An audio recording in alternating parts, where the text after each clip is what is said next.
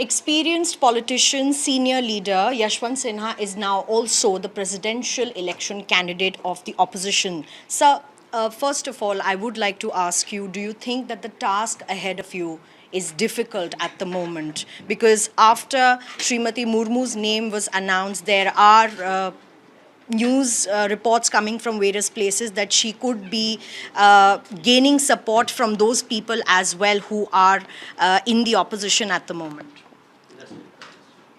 Look, no election is an easy election, and certainly not the election of the President of India.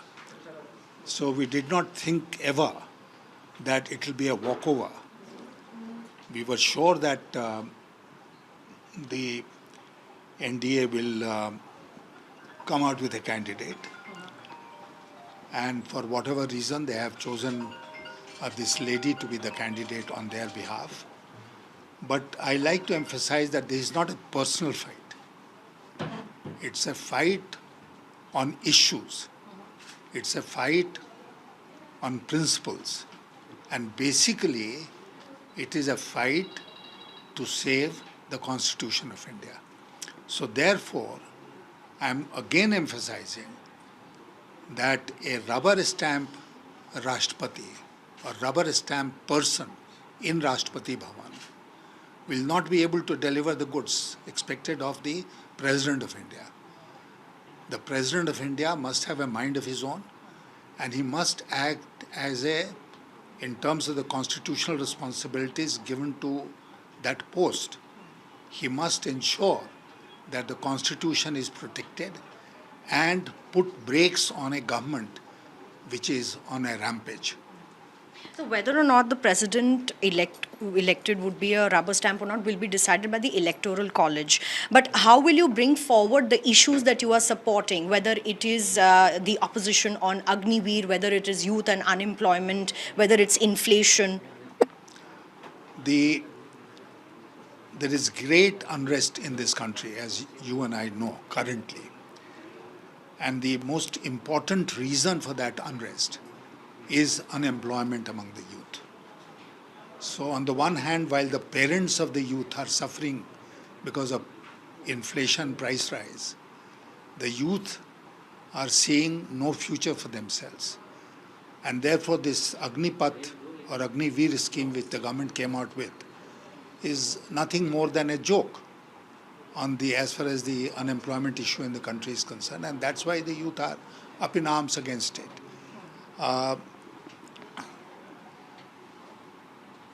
I personally feel that in the last 8 years, and I have said it from time to time, the government has not followed policies which could have led to economic growth on the one hand and creation of employment opportunities. These are the two most important things that people demand out of any economic policy, any government's economic policy.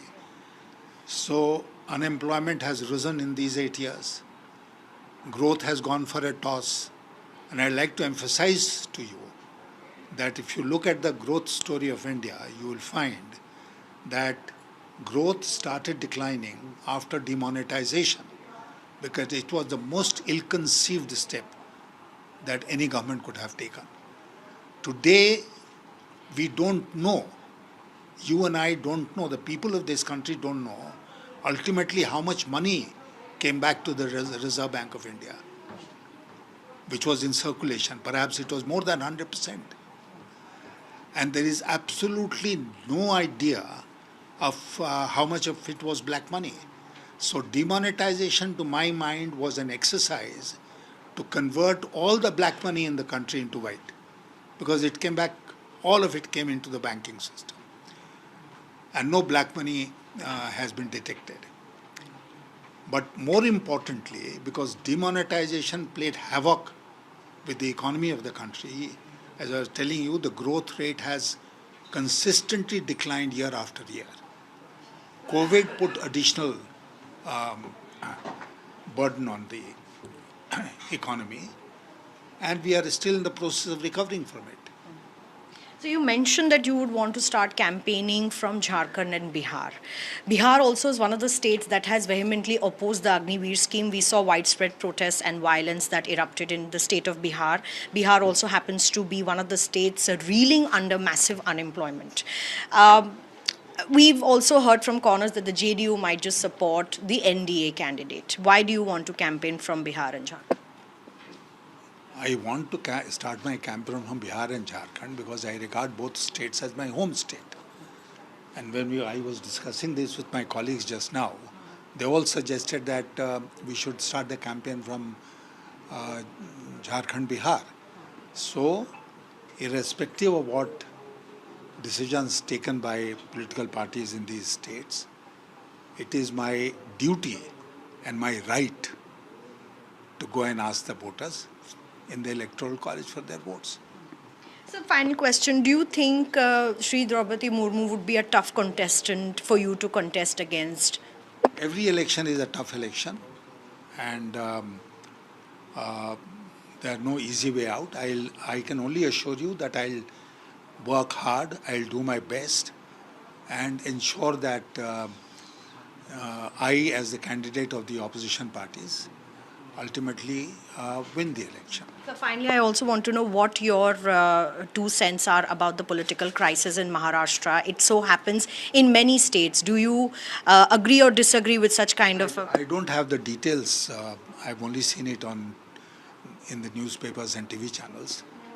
But I'd like to tell you one thing, and that is that whenever elections are held, people give what is called Janadesh in Hindi, their verdict.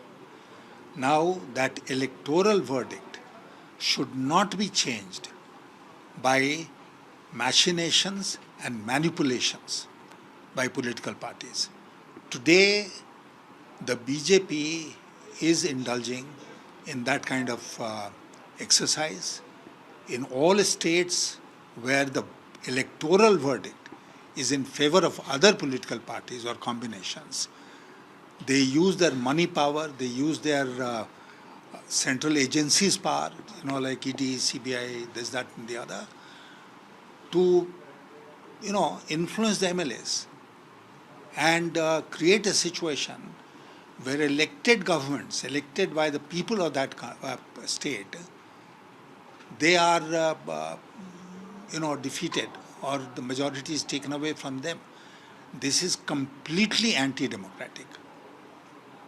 The Constitution of India provides for elections every 5 years, for the parliament, for state assemblies. The people give their verdict for 5 years.